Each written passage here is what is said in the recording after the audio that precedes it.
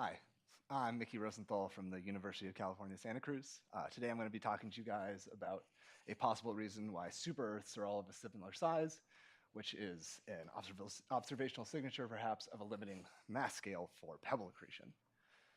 So pebble accretion, for those of you who are not familiar with it, is a process of glowing planets that focuses on accretion of pebble-sized bodies as opposed to larger planetesimals. And here, the reason we're interested in pebbles is because they have properties such that they're marginally coupled to the gas flow. They're both large enough that they don't just follow the gas, and they're both not so big that they just don't care about the gas flow at all, and they're totally not affected by it. So what happens if you bring a pebble into a growing core, that's been shown by a number of authors, is that because the pebbles are of this marginal size, they can actually dissipate their energy during their interaction with the core and become gravitationally bound to the core during this encounter. And this can cause them to be bound on length scales that are much larger than you would expect for planetesimal accretion. In fact, what you can end up with in some cases is that cores can accrete pebbles over the entirety of their Hill radii, which is in contrast to accretion of planetesimals, where usually the best you're going to do is impact parameters of about the geometric mean of the planet's radius and the Hill radius. So one of the reasons that people were so interested in pebble accretion in the beginning is that it's fast. It solves a lot of the timescale issues that come along with planetesimal accretion.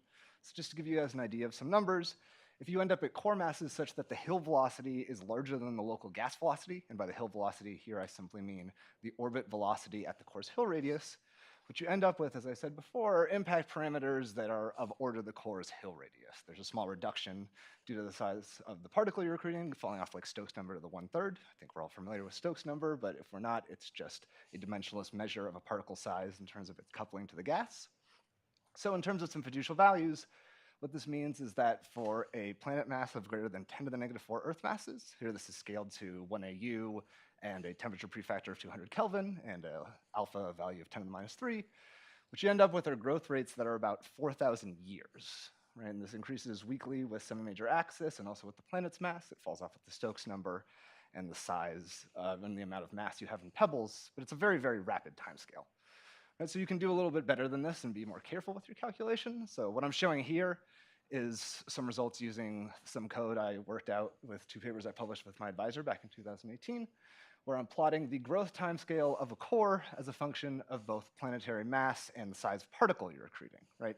The point I just want to stress here is, again, that this is just quick. I've been more careful about the impact parameter and the size of the scale height of pebbles, but over a wide range of parameter space, we get extremely rapid growth timescales, right? We're not getting less than sort of the disk lifetime of about 10 to the 6 years unless we're accreting pretty small particles at low core masses. And in particular, right, once we get to large sort of high mass cores up here, we're growing really, really quickly. So large cores can accrete pebbles and grow at extremely rapid rates. So one reason in particular this is very interesting is that we see a lot of planets right in this mass range. So this is a plot from this Fulton et al. Paper that's looking at the sizes of Kepler planets, and we see this bimodal distribution, which is commonly interpreted as being a result of photoevaporation, right? And so what that would mean then is that these planets over here are sort of the bare core masses, and the radii on the right have some gas envelopes, and so they have not been photoevaporated. But this is particularly intriguing because we've got a lot of cores right in the size where we expect pebble accretion to be extremely rapid. So how then can we slow this growth down? Well, there's a lot of different possibilities. One is we can just keep pebble sizes quite low. If you saw on the left-hand side of the plot that I showed before, right, with low pebble sizes or just no pebbles, you don't grow very fast. There could be very inefficient accretion of solids. So that's something people sometimes appeal to, that pebbles tend to drift by cores instead of being accreted by them. You could also have pebble traps, as has already been talked about a little bit here. So you could have gas giants growing and trapping the inflow of pebbles, or other super Earth-class planets growing and trapping pebbles.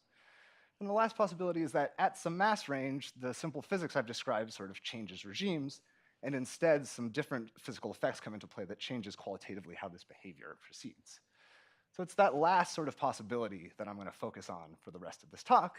In particular, I want to look at this because I think there are 2 sort of observational effects that are coming in that might point to there being some limiting mass scale where pebble accretion changes. The first is a result from Lauren Weiss et al. So what she and her collaborators did is they looked at the sizes of different Kepler planets or super-Earth planets in the same system. And what they found is that the sizes of these planets are strongly correlated with one another. Right? So they're just plotting here the size of one planet and the planet farther out within the same system. what they find, right, is that if you just plot a straight line along that, there's a strong correlation between the sizes of the two planets. This is exactly what we would expect if there's some limited mass scale coming in here, and that mass scale is weakly dependent on the semi-major axis of the planets in your system. All right, and then a second result I want to point to is a recent result by Yan-Chin Wu, where she looked at the effects of photoevaporation on the Kepler planets, right? So on the right here, we've got the radii of all of these planets, for which there was also Gaia data available, plotted as a function of their orbital separation, and we see this bimodality here. Here, all the radii of the planets have been scaled so that they're with the same sort of host star parameters. What she found is that if you just take planets at some characteristic mass scale of about Earth masses, and then you just let them photoevaporate or not, depending on where you put them in semi-major axis, what you end up with is what's shown on the right, which very nicely matches this sort of bimodality. So you can form all of these planets by just taking planets at a characteristic mass scale with some spread and just letting them photoevaporate, right? What she also found is that you have some particular scaling with solar mass, right? We're scaling with solar mass to somewhere between linear and maybe beta to the 1.5. And we're scaling very weakly with semi-major axis here, either no scaling whatsoever or maybe up to about the square root of the semi-major axis scaling. So this, to me, might be the effects of some pebble accretion mass scale that's coming in, since these planets could otherwise grow so rapidly by pebble accretion. So I'm going to talk about my favorite candidate for that, but I think I'd be remiss if I didn't identify another possibility for this mass scale, which is what's called the pebble isolation mass. So this was first discussed by Lambrick et al. In 2014, and there's also a very nice paper by Bertram Bish and his collaborators looking at the pebble isolation mass and how that scales with the disk viscosity and the power law of your pressure profile. But what they basically found is that once you get up to masses of about 20 Earth masses at 5 AU, the planet raises pressure bumps in your disk that actually excite the gas to be super Keplerian instead of sub-Keplerian. And that stops this sort of inward drips of pebbles and actually repels them back outwards, right? And one thing that's quite interesting, as a few people have pointed out, is this is quite similar in scale to the thermal mass. So the thermal mass is the scale at which the size of a core's Hill radius is equal to the scale height of the gas in the disk, right? So if you plug those in and use the temperature profile that they used in that work, what you'll get is the same sort of mass scale with the same sort of scaling. Now, I will say that one reason we might think this thermal mass would be relevant here is because this is a commonly invoked mass scale to open up gas when we're talking about gaps in gas, when we're talking about gas giant planets. Bertram Bish sort of moved away from that interpretation in his work, saying that it was a different sort of scaling, different physical effects that led to similar sort of scalings, at least with semi-major axis. But I want to at least identify this mass scale here and come back to it because it's going to show up in 1 second. So the other mass scale I want to talk about here came about when Ruth and I were thinking about what would set the smallest particle sizes that can be accreted by pebble accretion.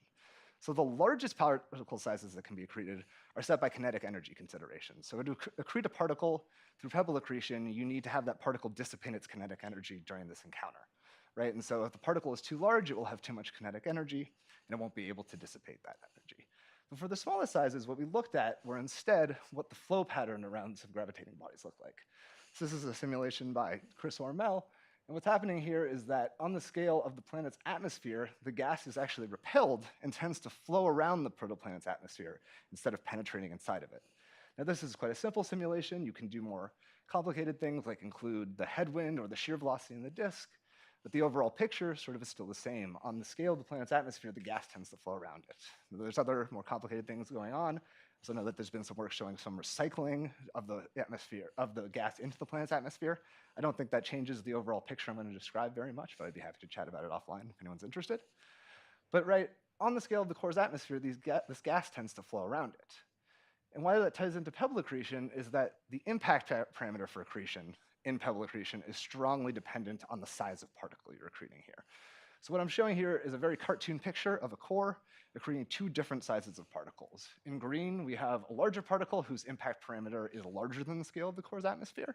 And then in red, we have a smaller particle whose impact parameter for accretion is inside the scale of the core's atmosphere, right? So because the particle needs to dissipate its kinetic energy, what's going to happen to this red particle is it's going to come in and try to dissipate its kinetic energy relative to the core, but on this length scale, it's going to become coupled to the gas. So instead of being able to penetrate inwards where it would be bound, right, it's no longer in this red circle, instead wants to follow the flow of gas and will be pulled around the core's atmosphere, not allowing it to accrete. So we've checked this against some simulations, and this looks like the right sort of mass scale, right? So our condition for accretion by pebble accretion then becomes your Stokes number, your particle size, needs to be large enough that your impact parameter for accretion is larger than the scale of your atmosphere, which we'll take to be the Bondi radius here. Right? So you can now use some of our models to write down what that Stokes number is analytically in sort of a very simple treatment of the impact parameter. And you get this nice simple expression here, right, where the Stokes number scales with the minima of these two quantities shown here. And in particular, notice that this minimal Stokes number is an increasing function of your core mass. So as your core gets bigger, the size of particle you can accrete gets smaller and smaller and smaller. So we thought this was interesting, and we put it in our models, but then after a while, one thing we started thinking about was, well, if there's only Stokes numbers present up to some maximal size in your disk, then if your core gets so big that you can't accrete particles below that maximal size, accretion will just shut off entirely. Right? So that's tantamount here, right? So we just need to invert this expression here, which is now given as a function of, which gives the Stokes number as a function of core mass, and invert that. Right? And what you end up with is a very simple sort of scaling that scales very nicely with the thermal mass, right? You have the minimum of these two quantities, either one that scales linearly with the Stokes number or one that goes like the square root of the Stokes number. Great. So what does that look like then if I plug in some fiducial disk parameters? Right? Oh, and I should say, we've been referring to this scale as the flow isolation mass, because it's the scale at which your flow limits your growth from occurring. So what I've done here now is plotted that limiting mass scale as a function of semi-major axis for several different maximal core Stokes numbers, and as a function of the strength of turbulence in the disk. Right? And so there's a lot of spread going on here, and there's a lot of complicated things happening, but for a wide range of Stokes numbers and alpha values, we get mass scales that are quite close to this sort of super Earth mass scale that we want, right? And that's what I've very roughly identified in blue on the left-hand side here. So you end up with scales that look very nice. All right, so now how does this scale with both the solar mass and the semi-major axis? Well, if you plug in some fiducial values, what you'll find is that of the two expressions I identified, the one on the right is the one that tends to limit growth more commonly. It's the smaller scale at most sort of reasonable values of disk parameter. And then if you go and plug in a temperature profile that's appropriate for the inner disk, where the disk is going to be heated by viscous accretion, you'd have a temperature profile like this. And I should note that one thing I did put in here was that I scaled the accretion rate here, the m dot, by the solar mass squared. It's a common observed phenomenon. What I end up with is this value scaled to fiducial parameters for my flow isolation mass, right? And I just want to throw up again this scaling from Mianchi and Wu. And I just want to point out that this, right, has exactly the sort of properties we want out of this, right? We have about the right mass range going on here. We have this sort of linear scaling with the solar mass that we'd expect for such a mass scale. And we have this weak dependence on semi-major axis that we want to come out of this. So this is an idea we're very excited about. This is still preliminary. There's some work to do, particularly looking at doing not just analytic expressions for the impact parameter, but being more careful with how you solve for it. But we think this has a promising candidate for what sets this sort of mass scale.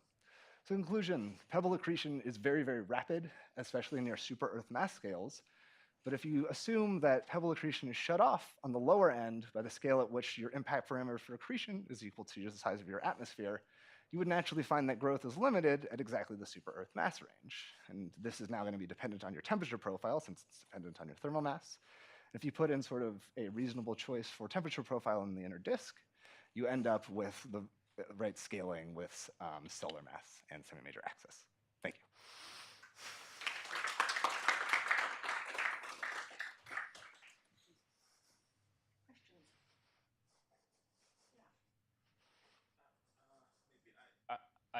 I missed it.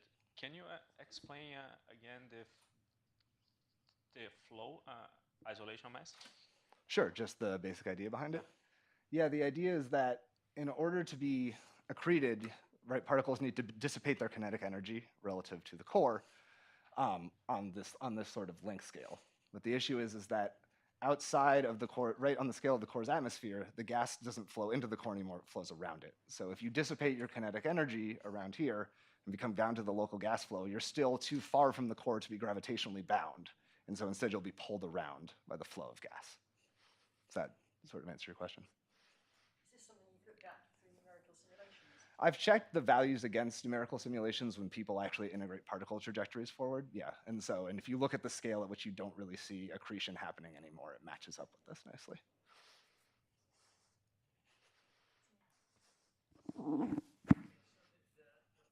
So the flow isolation mass, so as you've alluded to it, but this must depend strongly on what the actual flow is. So here you've assumed an atmosphere of roughly the Bondi radius, but if suppose this planet doesn't have an atmosphere that is much smaller than the Bondi radius, or the bound atmosphere. I mean, as Chris has found, you mentioned the recycling. You said it wouldn't change the picture, but I can't see. I mean, if you do the same calculation, but you say, well, the bound atmosphere starts at 1% of the Bondi radius, surely that will affect your results quite significantly. Sure, if it were exactly 1% of the Bondi radius, that might change the scale, the overall scale, but not the scaling. But it also depends on the excursion time of these flow lines into the particle's Bondi sphere as well, right? So if you have a short time scale excursion, like yes, the particle flow lines are coming in and then coming out again, you're still not going to be able to accrete because you're coupled to the gas flow on that scale. I would also expect this to depend very strongly on what structure you have for your atmosphere and how much mass you have in your atmosphere, because I would naively expect if you have a more massive atmosphere, you can accrete larger bodies this way than if you had less mass. Sure, what it mostly depends on is that you have the mass up to a fully convective atmosphere, so you can go through sort of an order of magnitude calculation where if you have sort of the least atmospheric mass possible, right, your atmosphere is fully convective all the way down, you can still show that that's enough gravitational energy to repel the flow of gas into that gravitationally bound atmosphere. So it just needs to be enough to repel it. And even in that very, very low atmospheric mass case, you're still able to repel the gas flow. How about the other end, though? Where you have a very massive atmosphere, I would just expect that actually makes it more favorable and you're more repelled, I guess. We should talk about it afterwards. Okay, yeah, I'd be interested.